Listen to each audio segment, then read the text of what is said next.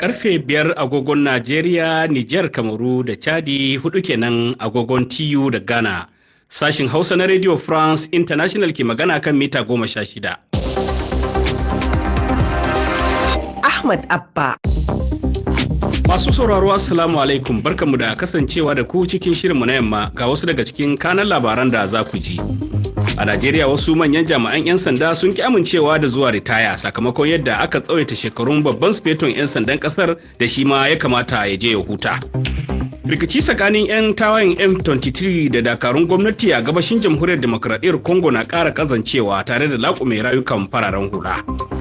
Yarjejeniyar tsagaita wuta kan rikicin Gaza na cikin rashin tabbas sakamakon wasu kalaman barazana da matsin lamba ga Hamas da shugaban Amurka Donald Trump ke yi. To ga cikakkun labaran duniya. A Najeriya rikici da ya kunno kai a hukumar 'yan sandan kasar ya fara kamari yayin da manyan jami'ai da suka cika shekaru 60 da haihuwa da kuma waɗanda suka yi shekaru 35 suna aiki suka ƙi zuwa ritaya fiye da mako guda bayan da aka umarce su da yin hakan. Manyan jami'an sun ƙi zuwa ritaya ne saboda tsawaita lokacin babban sufeton 'yan sandan kasar da aka yi. Ko yaya wannan bangare wato masana a wannan bangare ke kallon wannan dambarwa? Muhammad Indabawa tsohon kwamishinan 'yan sanda mai ritaya a Najeriya ya yi mana tsokaci a kai. Wato abin da yake faruwa shine ita dai doka ta civil service rule cewa ta yi duk ma'aikacin gwamnati da ya shekara 35 yana aiki ko ya shekara 60 a rayuwa ya ajiye aiki kowanne ya fara zuwa idan shekara 40 ma a duniya kuma kana da shekara 35 aiki dole ka bar aiki inda ka kai wancan daga baya aka yi doka aka gyara wannan su masu shari'a wato ina nufin Supreme Court judges da kuma lecturers in the university kuma kwanan nan naga shugaban kasa ya kara likitoci ma shekara 2 ne ko 3 ne ban sani ba amma doka ita shafi da aksa ta shafi kowa. Lokacin Buhari an yi wannan dokar ta cewa kowane tenuwa na aiki ya zama shekara 4 daidai. To amma unfortunately shi Buhari bai da dokar ba saboda lokacin zuwa Tinubu da ya kamata alkali ya yi shekara 4 sai tafi da ya wuce shekarun an yi amending wannan dokar kenan. Amma even as that is against the constitution kuma civil service law.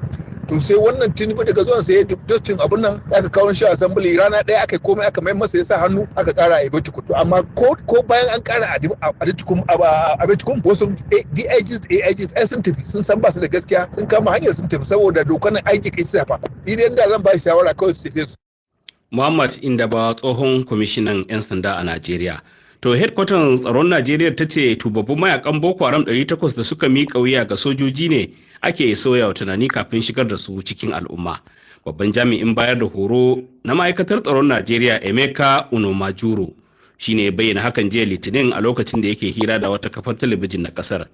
A cewarsa kawo yanzu mayakan Boko Haram 1,129 ne ke hannunsu amma 800 ne kawai aka zaba domin shigar da su cikin shirin sake musu fahimta.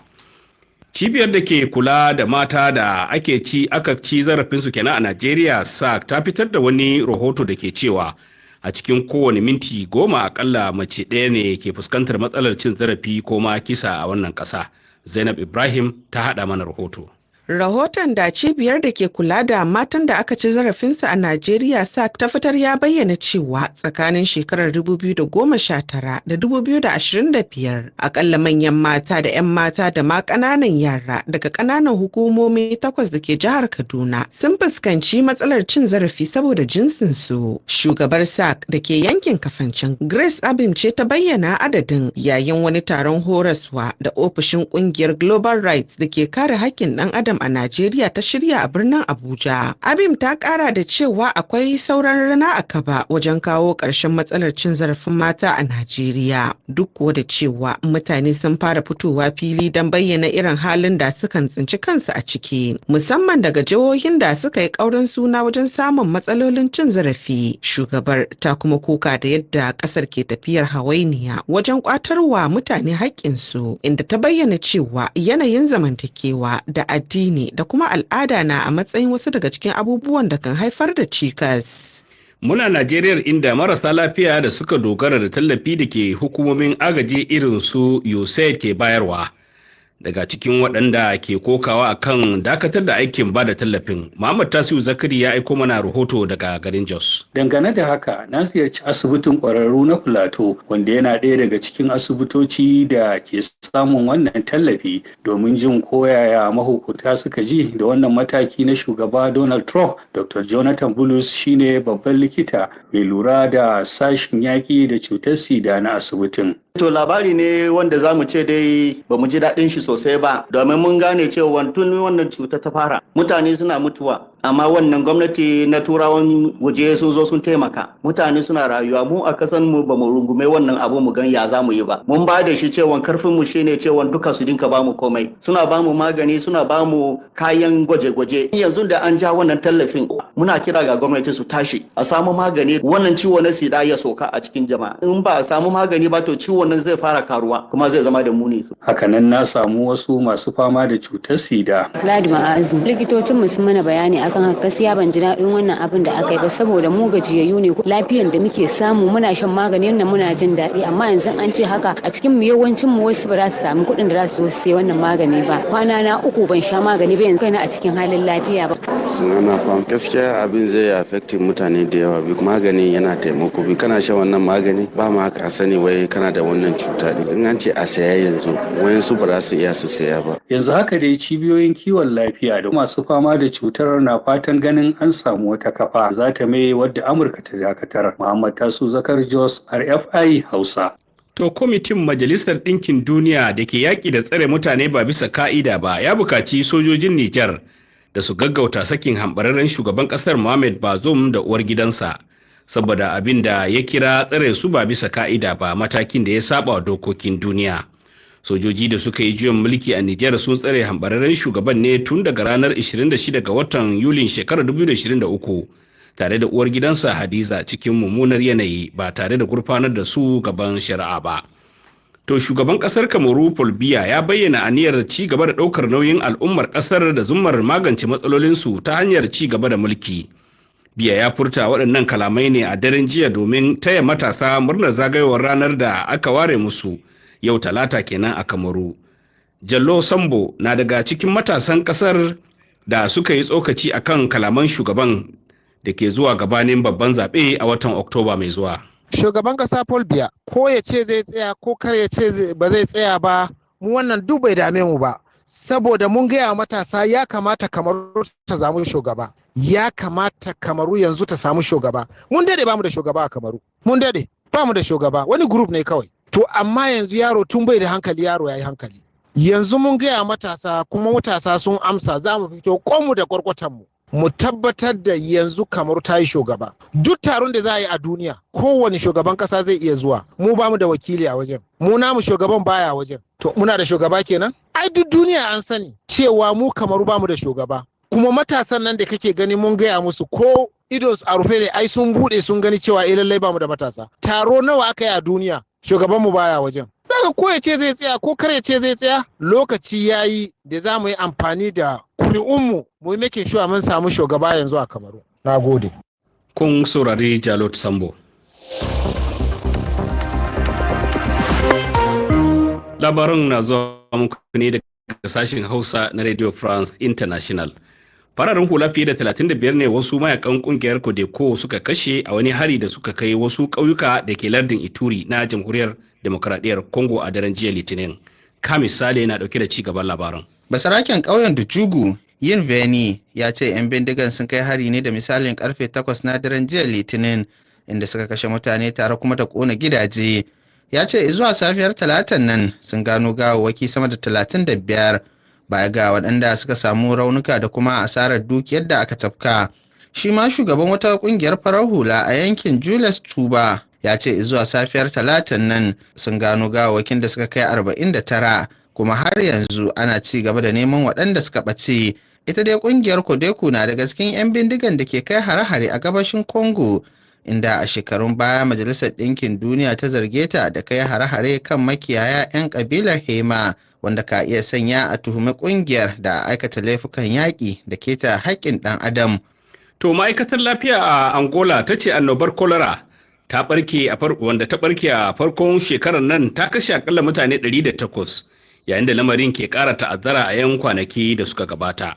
Ma'aikatar ta ce tun ranar 7 ga watan Janairu aka tabbatar da bullar cutar tare da kama sama da mutane 3,147 a kasari kuma a Luanda babban birnin kasar. Kasar mai arzikin ƙarƙashin ƙasa a Afirka na fama da matsanancin rashin tsafta da kuma talauci. Hukumar kula da 'yancin rani ta Majalisar Ɗinkin Duniya ta ce wasu daga cikin gawarwakin bakin haure da aka gano a wasu manyan kaburbura biyu a ƙasar Libya na ɗauke da raunukan harbin bindiga. Cikin sanarwa da ta fitar jiya Litinin, IOM ta ce ɗaya daga cikin kaburan ma na ɗauke da gawarwaki har 70. A ranar Ladi, babban mai shigar da ƙara na ƙasar Libya ya bayyana gano akalla gawarwakin mutane 28 daga wani kabari da aka tono a cikin Sahara da ke arewacin birnin Kufra. Jam'iyyar MK ta tsohon shugaban Afirka ta Kudu Jacob Zuma ta maka fararen fatar ƙasar gaban kotu inda take tuhumar su da laifin cin amanar ƙasa. Bayan da ta ce su ne suka kisa bayanan da ke cewa gwamnati na kwace musu filaye tare da mayar da su baƙaƙen fata, lamarin da ya kai ga fara takun saka tsakanin ƙasar da shugaba Donald Trump na Amurka, wanda ya fara yi wa ƙasar barazanar da ke nuna yiwuwar su iya shiga yakin cacar baka. To sai dai koya masana ke kallon wannan rikici da kuma abin da ka iya biyo baya sakamakon wannan tuhuma. Dr. Abdulhakim Garba Funtuwa, masanin siyasar kasashe ne, ya yi mana tsokaci. Dole ne kusan a je kotun nan, abin da ya sa in mun tuna baya shugaba Mugabe na Zimbabwe ya yi kokari ya kwace filayen nan tun lokacin da ma ya kamata a yi, kuma an ga abin da ya faru tsakanin su. So Afirka ta Kudu kuma ta lura cewa fararen nan ba su wuce kashi 7 ba a Afirka ta Kudu, amma kuma suna mallake da kashi 80 na filaye na kasar wanda ake iya noma a kai. So saboda haka ya kamata a fuskanci cewa suna da gaskiya, kuma abin da ya dace ne su yi, kuma sun riga sun yi, ba abin da zai iya faru. Amma babbar rigimar da ke faruwa shine Elon Musk, kun san daga South Africa ne, kuma a wannan gwamnatin baka iya fahimta shi ke shugabanci ko Donald Trump. To ta dalilin haka za a iya ganin cewa yana daga cikin wanda ke sake rura ma wannan rigimar wuta saboda a ci gaba da yi. To amma kuma da kuma tsohon shugaba Jacob Zuma ya zo shiga wannan rikicin, shine zaka ga cewa abin ya dauki wani sabon salo. Me yasa nace ya dauki sabon salo? Baka kan mulki amma kuma kana neman mutanen ƙasar ka haƙƙin su. So saboda haka za a iya ganin cewa akwai siyasa a ciki. Abdulhakim Garba Funtuwa.